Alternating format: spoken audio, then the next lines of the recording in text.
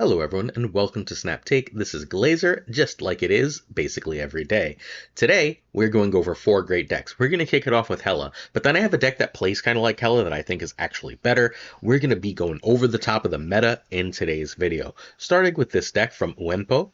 This one is a really strong Hela deck. The Hela decks that are running Scar and Death are in fact back with this list. You can find Wempo at twitter.com/Wempo_me, and I got this list via our friend Chase Pitzer. Hopefully you're doing well, Chase. This deck needs Scar, but Gore can be Giganto without you losing too very much. Scar is so useful here largely because he's a 7/12, right? Having access to that 7/12, I guess you could actually probably run Dormammu if you're missing Scar. That shouldn't be the end of the world. It just makes your discards like very slightly less useful, but generally speaking, like you should be able to, you want a 7 big power that you can hit with Lady Sif. Scar is a better choice, but hey, I believe Dormammu would actually work nowadays. Obviously, Arishem does not, if you want a 7-cost card. Alright, we've got literally, like, 2 discard cards. I guess 3 discard cards in this list. We're trying to discard a 6 with Blade, ideally Infinite or Gore. We're trying to use Lady Sif for Scar or Death, and then we're going to use Hellcow literally immediately before we play Hela. Ideally, we've auto-discarded Black Cat somewhere along the way. If we need to see Hela, we've got Lockjaw and Jubilee to do so, and if we need the extra juice, we've got Iron Man that we can play anywhere along the line, a 5 power that basically makes a lane auto 1. That's the list. This is an all-in Hela list that's saying I'm going to discard Black Cat, I'm going to discard Infinite or Gore, I'm going to discard Scar or Death, and then I'm going to get one more discard, and it's hopefully a good card. I've played Hela, I've played Iron Man, and I've played these extra ahead of rate cards, and you just put up a ton of power on the board. It's really simple, it's really straightforward. Let's go to the turn by turn. I think you're going to be able to win a lot of cubes with this deck. So, turn 1 Blade if you have Infinite or Gore. Turn 2 Lockjaw or Blade in the same situation as 2. Turn 3 we're looking for Sif if no Hela chance. Basically if we have Death or Scar, we're happy to play Lady Sif here. Once in a while we'll play Sif and risk Hela if we have other 6s in hand, but we generally don't want to do that. Turn 4 we're going Jubilee if we can't either hit or discard Hela. We're going Hellcow or we're going with earlier plays. Turn 5 Iron Man or again earlier plays. And then turn 6 we're going Hela or Jubilee into Lockjaw in order to get Hela. We trigger Lockjaw, we get Jubilee, we're seeing 2 extra cards. Jubilee will pull first, then we get Jubilee will shuffle in. That has a chance of hitting Hela. And like if Jubilee, yeah, that's it. I guess you understand. I'm just going to keep repeating myself. But hopefully that this deck makes sense to you. It is very straightforward. This is extraordinarily linear and puts up a ton of points. I know that Chase got an infinity border with this. It's a real list. It puts up a ton of power. If you miss Classic Hela, feel free to play this. Again, you're going to win some cubes. Are you going to win every game? No. Hela is not going to be the highest win rate thing, but because people don't run effectively against Hela, because it drops so many points, you're going to win a ton of cubes. Before we get to the deck that I think is a better Hela, please, if you're willing to, hit that sub, like, and comment. It would really help us out if you were willing to, as we do our very best. The algorithm has fundamentally stopped showing us to new people right now. So if you're willing to hit that like and comment, you help us fight the algorithm, get our videos in front of new people, where we release at least 3 new decks every single day, and you can really help us out. So if you're willing, that would mean an absolute ton. Alright, the next deck is the Bird and the Dog. We talked about this in our top 10 decks, where I had this in A tier. I actually got a chance to play this, and this list is everything I want it to be and more. This is a monster of a list, incredibly strong, incredibly consistent. It sort of does it all. This feels like Hela when Hela was broken into so many mid-range decks right now. It's got just an absolutely crazy amount of power. And the creator of this list did reach out to let me know. It is by Chirpy. Chirpy is the original creator of this deck.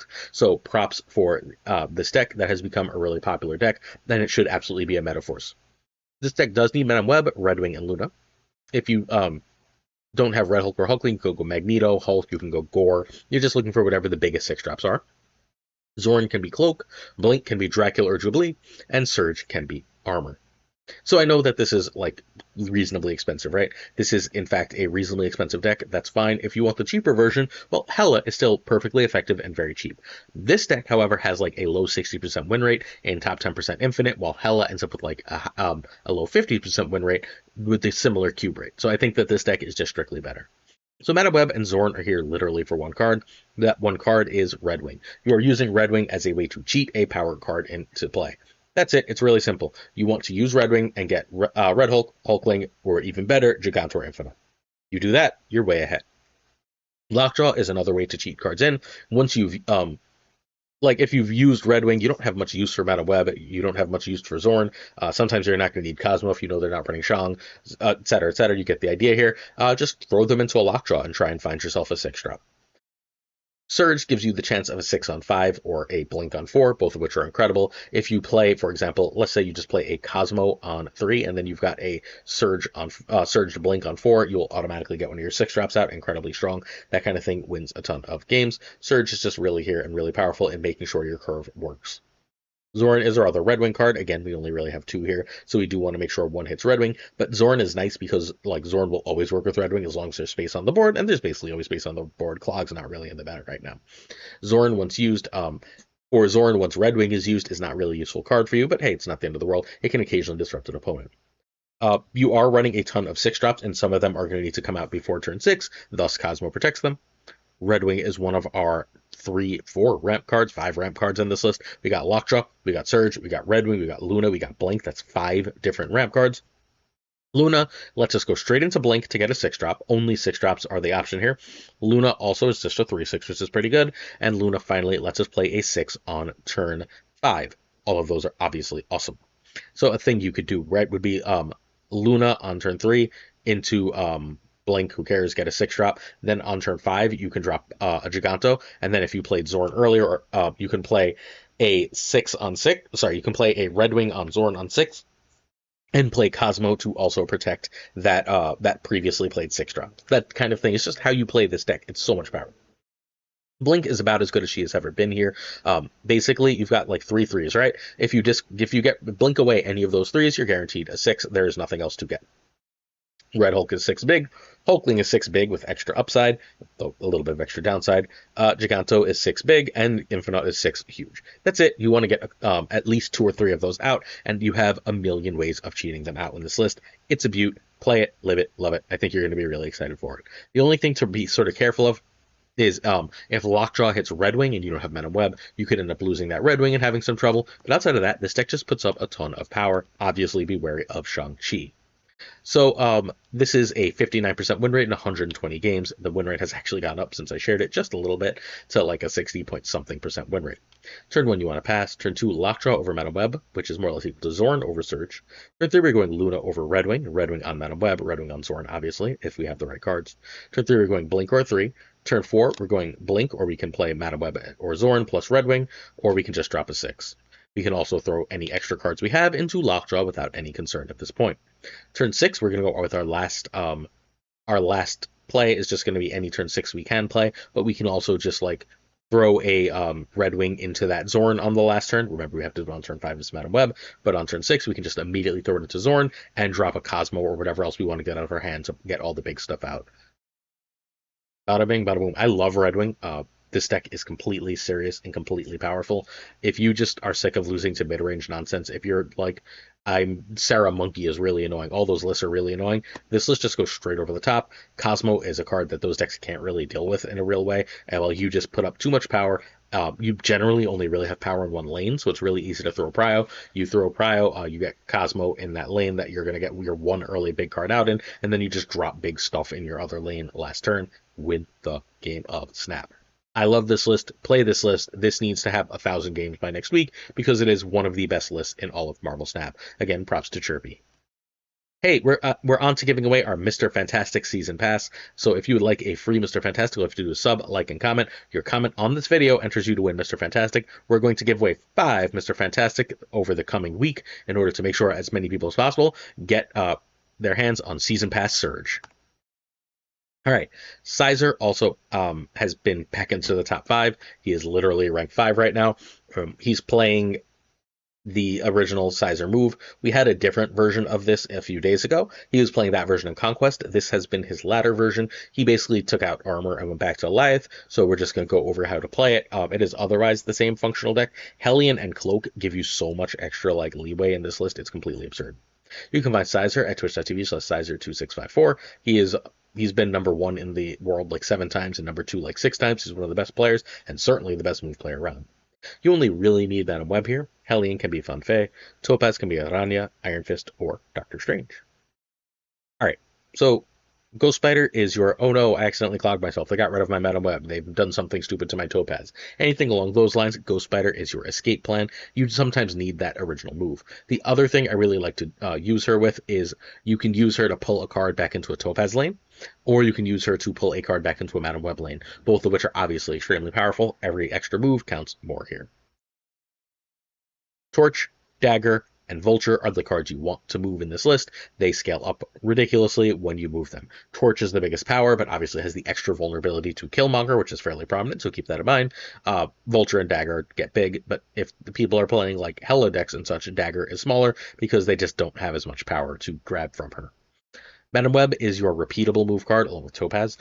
One of the best things you can do is go Topaz in a side lane into Madam Web in a mid lane. If you can do that with Madam Web and Craven, you're just really cooking. And then like if you can get that going, you can like play a Cloak, and then you can also play a Hellion and then pull things out of there even further, and you just get to go really, really off with your Heimdall or Eliath in that way to win games of Snap. It's crazy, crazy, crazy power. That's the fundamental repeatable power of the move cards. Madam Web is repeatable move. Topaz is repeatable move.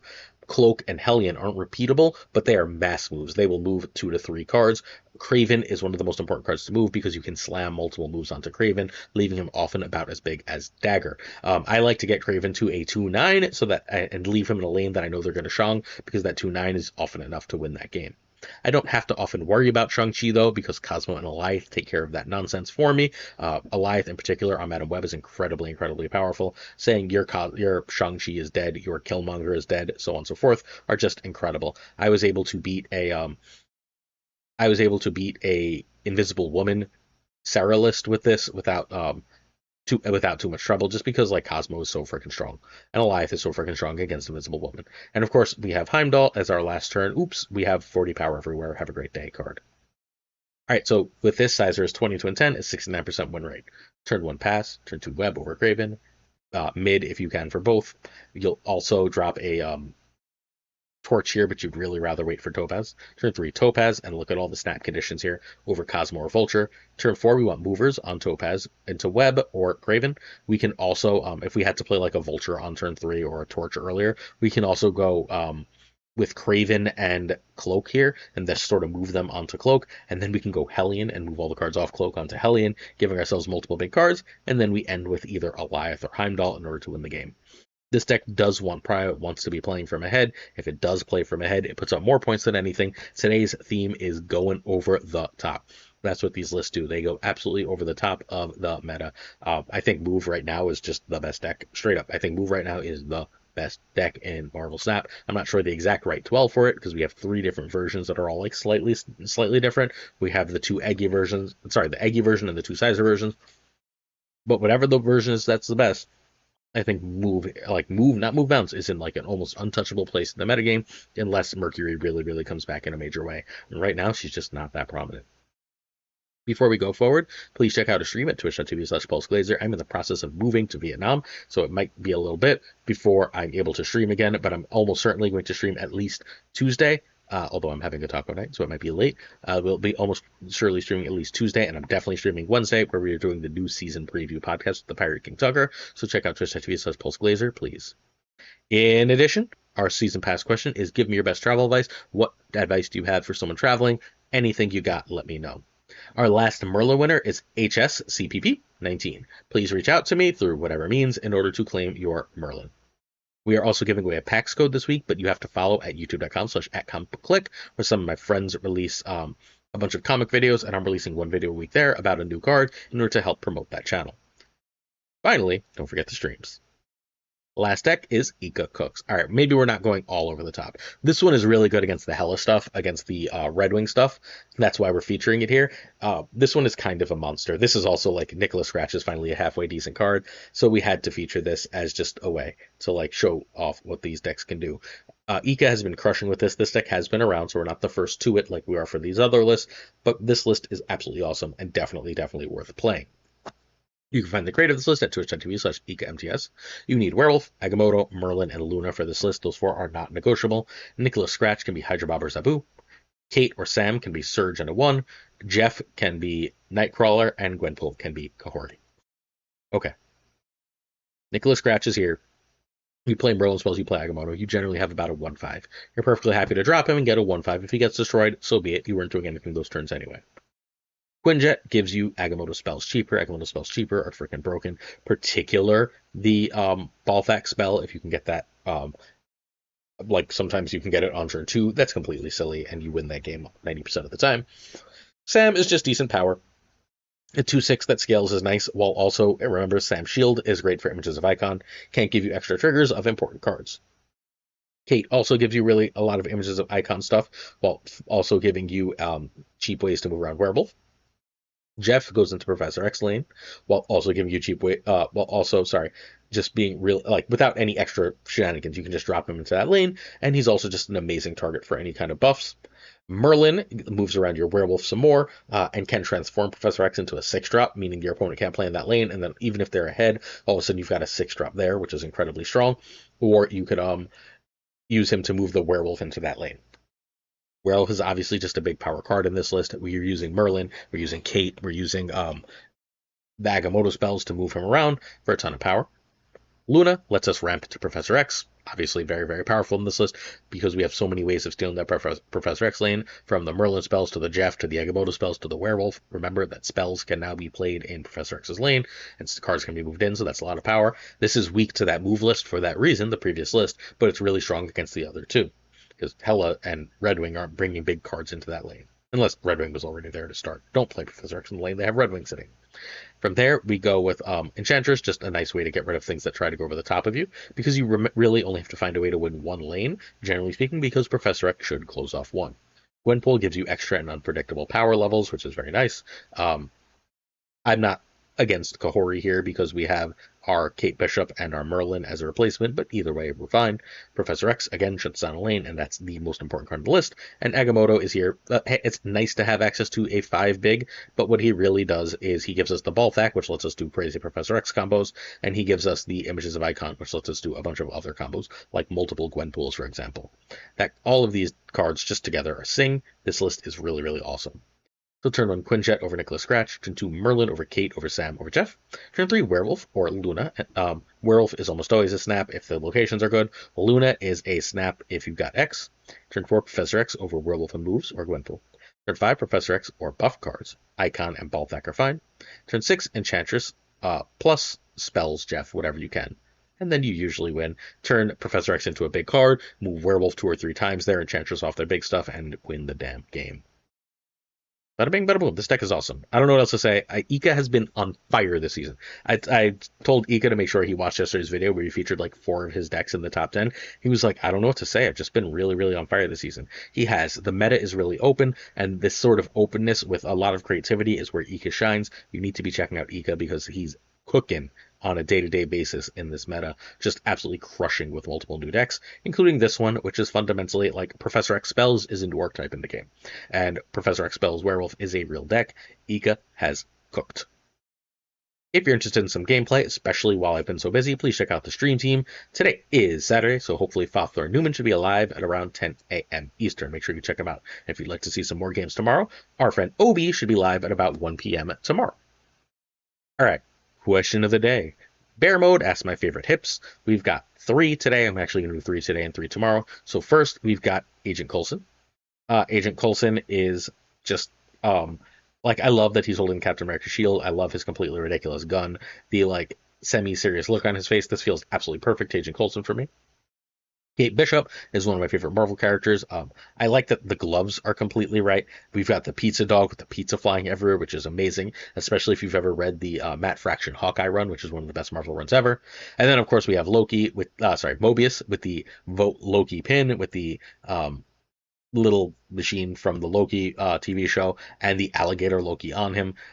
I love these. All 3 of these are probably my favorite hips. We'll do some less human-y hips for tomorrow's video.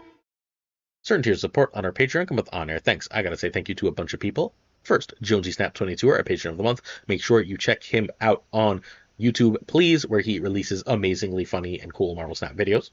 Thanks to Abigail Giesland, the original AG. Mandatory Burnout. Burnout, it regardless is a word. LAB Inc. I am Frostman. Hey Frosty. Hota Neverete. Prime Brian. Prime Mind app, Ryan Burke, Ryan Wood Snap, check him out on YouTube, please. Renridge, Caretixley, The King Questions, Query, The King of Rudeness, Kazushi, crushing the top 100. Archangel, 3K, that's 4Ks in a row. Alliance Leader Time, Black Dahlia, coming all the way from the other side of the world. Pyro, Pyrofrost, The Goat Seeker, Goatsy, who submitted a cool deck that I will feature soon. And Code, my most, 2 Alliance Leaders back now? 1 Alliance Leader back. It's running together a little bit. Last Alliance Leader we're going to talk about. Hallowed, Only Fox, Synth, hopefully you're doing well, my friend. Fat Nick, Absolute Shannon. Shannon's been busy. Again, hopefully doing well. Nightmare. Wake up. Dirty, Filthy, Casual. Mr. Kerfuffle, Kerfuffin. Around. Cables. How you doing, Cables? The World Traveler. Ginger Prime. Hey, Ginge. Philip Brakovich, back from vacation. I'm glad you had such a great time, my friend. Haplo, it's Haplo Name. Kenny Loggins of the Danger Zone. The Bizza. Black Jeebus 23. X-Force V and Skippy G. Rhyming Friends. Jessica Gamble, Sup Jess, Mr. Slush Death. The King of Bros, Bro. The Great Kazoo. Werewolf O. Steve O 131. Kibs. Yoda. Clam. Colonel. Forbin. Rob Silverman. David G. Wingfield. Stephen Brown. Justin Martin. Jason B. Mr. Craig Starry. Matt V. Corey. Corwin. John Q and Jim McHugh. Real Name Town leads right now into Cute Town. Real names that border each other. Yes, Stout. 8th Sage. What big bad. Milkman for reals, not fake milk. Real milk and real milkman. Cactus Jack, my favorite Foley. Reapser. Yo, Marco. How you doing, Marco? Ted Bro. Quid Bro Joe. Septicist Joe. All the Joes. All the O's. All the Joes. And even Dick Carlo. 220. Check him out on Twitch. Septicist podcast as well if you're interested. Models Not Supreme. Bickety. Boom. Bop. Bricks to Click. Green Goblin. Unibot V2, check out Uni on YouTube. Flan56, Spectrumix, Woo, Ocularis, Mad H, DJ, Mikey Jinx, No Freaking Flakes, Nick the Greek Eat on Twitch, Once in a Blue Moon, Toxic Soul King on Twitch, way too much while the moon is up for him. Zodric74, how you doing, Zod? Check him out on Twitch. King of Canada, JJ on Twitch. Thor Newman on Twitch and YouTube, and probably should be live relatively soon after this video goes live. Check him out. Two Ties, well, see you later today. The 5th of July is today. The great Lauren Daz Snap on this podcast. The Pirate King Tucker, Twitch and YouTube. And of course, Gunny T. The T stands for... See you tomorrow for some more Snap Take, y'all. Much love. Peace.